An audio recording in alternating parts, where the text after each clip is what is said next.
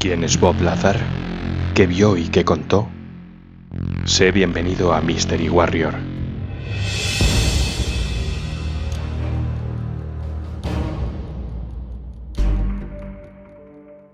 ¿Quién es Bob Lazar? Su infancia. Robert Scott Lazar, nacido en la población de Coral Gables, Florida, el 26 de enero de 1959, hijo de Albert Lazar y Phyllis Berliner.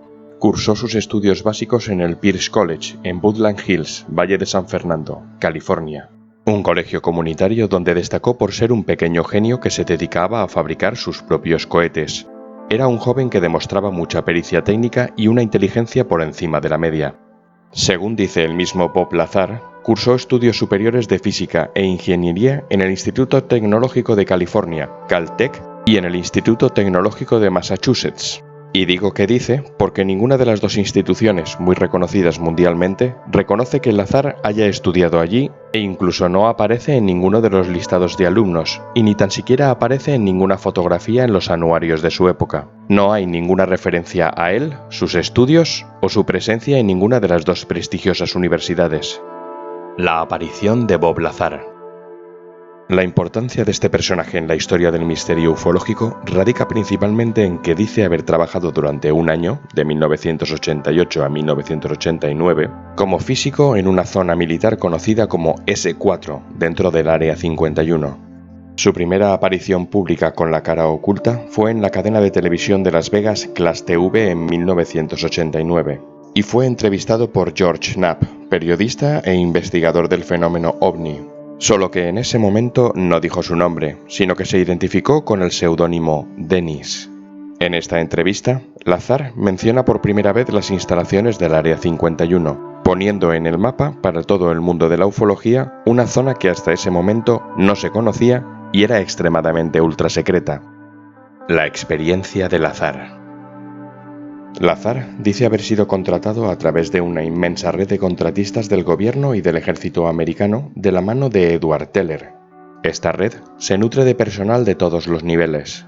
Él, en concreto, es contratado para trabajar como ingeniero y físico en un proyecto que al contratarlo no le dicen qué es ni de qué se trata.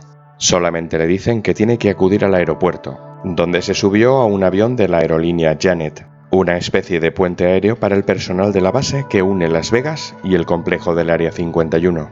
Al llegar allí, le metieron en un autobús con los cristales tintados. Realizó un trayecto de aproximadamente 20 minutos hasta una zona dentro del Área 51 conocida como S4, situada en la zona conocida como Papoose Lake, un lago salado a los pies de una montaña, un lugar súper secreto dentro de la ya restringida y secreta Área 51.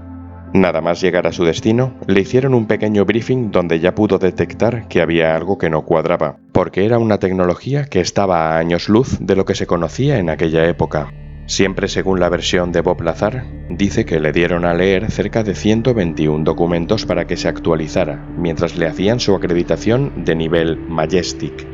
¿Tú qué crees? ¿Dice Bob Lazar toda la verdad? ¿Es todo mentira? Déjame en comentarios lo que piensas y lo que opinas sobre Bob Lazar y su historia. Dentro de la S4. Una vez que llegaron los documentos oficiales, entró por una puerta doble que parecía de ciencia ficción. Esta puerta daba acceso a una serie de hangares conectados por enormes puertas entre ellos. Por la que Lazar accedió, estaba el platillo sobre el que iba a trabajar. Pero mirando hacia los demás hangares que se encontraban abiertos, pudo ver un total de 9 platillos que le parecieron un enorme plató de rodaje. Al pasar junto al que sería su platillo de trabajo, pudo ver una bandera estadounidense en un lateral, y eso le hizo pensar: «Oh, Dios mío, esto explica finalmente todas esas teorías de platillos voladores. Es solo un avión de combate extremadamente avanzado». No pudo evitar estirar la mano y tocar la aeronave, e inmediatamente fue reprendido por haberlo hecho. Un guardia armado le dijo que mantuviera la mirada al frente y las manos en los bolsillos, y que siguieran caminando sin detenerse. Ya en el laboratorio, le dio la bienvenida el que sería su compañero en adelante, el cual dijo llamarse Barry y que no tardó en empezar a ponerlo al día con mucho entusiasmo. Hacía mucho tiempo que no tenía un compañero. Lazar y Barry iban a dedicarse a hacer ingeniería inversa, un proceso mediante el cual se toma un objeto por separado de manera única para ver cómo funciona con intención de mejorarlo o duplicarlo. Su objeto en concreto iba a ser el motor de una de aquellas naves. Al parecer, una especie de reactor de antimateria. Barry le explicó cómo parecía funcionar y la física que escondía, y junto a esto, unas fórmulas que indicaban que esas naves podían plegar el propio tejido del universo, y cuyo combustible era llamado elemento 115.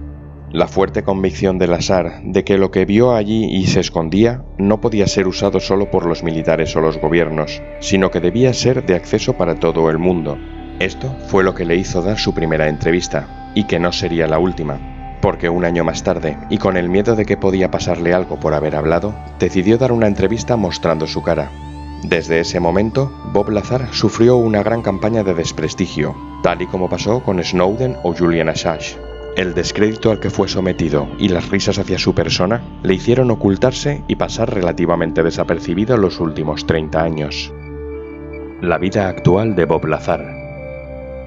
En la actualidad, Bob Lazar ha vuelto a ser noticia por el reportaje de Netflix del año 2018, Bob Lazar, Área 51 y Flying Saucers, aunque posee y trabaja en su propia empresa llamada United Nuclear Scientific Equipment and Supplies, que vende una gran variedad de materiales y productos químicos con sede en Lynchburg, Michigan. Esta empresa ha tenido sus problemas legales por enviar productos químicos restringidos y controlados sin licencia a través de las fronteras en el año 2003, y en el año 2007 por vender productos para confeccionar fuegos artificiales ilegales. La credibilidad o el fraude de Lazar. Tal y como decíamos al principio del vídeo, si bien es cierto que dice haber estudiado en Caltech o MIT, no hay ninguna prueba que lo demuestre, lo que le resta gran parte de su credibilidad. Ahora bien, hay muchas cosas que mencionó en sus entrevistas entre los años 1989 y 1990 que con los años se han demostrado reales. Vamos a ver cuáles. El Área 51. En 1989, en su entrevista, Lazar mencionó el nombre de la base donde lo llevaban, siendo este el Área 51 en Groom Lake, y más concretamente la zona ultrasecreta S4, en Papoose Lake. Nadie en esa época sabía de la existencia de la base. De hecho, solamente en un informe de la CIA del año 2013 se hace referencia explícita a esta zona. El tiempo demostró que esa zona sí existe. Aerolínea Janet. Desde 1972 hay una aerolínea que los controladores aéreos llaman Janet, no porque se llame así, sino porque es el indicativo con el que operan 6 Boeing 737 desde el aeropuerto McCarran en Las Vegas, porque como compañía aérea no tienen un nombre real y son además de titularidad del gobierno. De hecho, mediante la aplicación FlightRadar se pueden ver los vuelos que ha hecho recientemente con las matrículas N859WP y N288DP, e incluso uno matriculado como N365SR, cuyos vuelos son todavía más misteriosos porque tienen origen y destino desconocido. Muchos años después de la entrevista a Lazar, se demostró que así era, y que esa aerolínea ha existido y sigue existiendo. Sensores biométricos. Lazar habló de unos dispositivos biométricos que medían la densidad y la longitud de los huesos de la persona, permitiendo así la entrada y el acceso a los sitios más restringidos. Muchos años después, Jeremy Corbell encontró unas fotografías de un sensor idéntico a lo descrito por Lazar, demostrando que era verdad. La historia. Lazar ha mantenido sin un solo cambio la versión que durante 30 años ha contado. Habla de los mismos hechos, los mismos sucesos, las mismas historias, sin variar ni una sola palabra. Es muy complicado mantener la misma historia durante tanto tiempo sin equivocarse ni una sola vez. El elemento 115. Este es el combustible que mencionó Lazar que usaban las naves, y que era capaz de generar unas ondas gravitacionales que le permitían tener su propio campo gravitatorio. Inicialmente, el elemento 115 solo se podía encontrar en meteoritos caídos a la Tierra, en pequeñas cantidades, por lo que se intentaba sintetizar este elemento de forma artificial a partir del elemento 114 de la tabla periódica química, el fleronio. El elemento 115 fue bautizado inicialmente como un umpentio, y solo el 2 de febrero del año 2004, 14 años después de que Lazar lo mencionara, un equipo de científicos americanos del Lawrence Livermore National Laboratory y científicos rusos del Instituto Central de Investigaciones Nucleares en Dubna informaron del descubrimiento del moscovio, cuyo anterior nombre era el unumpentio. El 5 de diciembre del 2016, la Unión Internacional de Química Pura y Aplicada y la Unión Internacional de Física Pura y Aplicada aprobaron su denominación y fue agregado a la tabla de los elementos. Pasaron 27 años desde que Lazar lo mencionó por primera vez. En tus manos dejo creer o no en lo que Bob Lazar contó, pero la historia es la que es.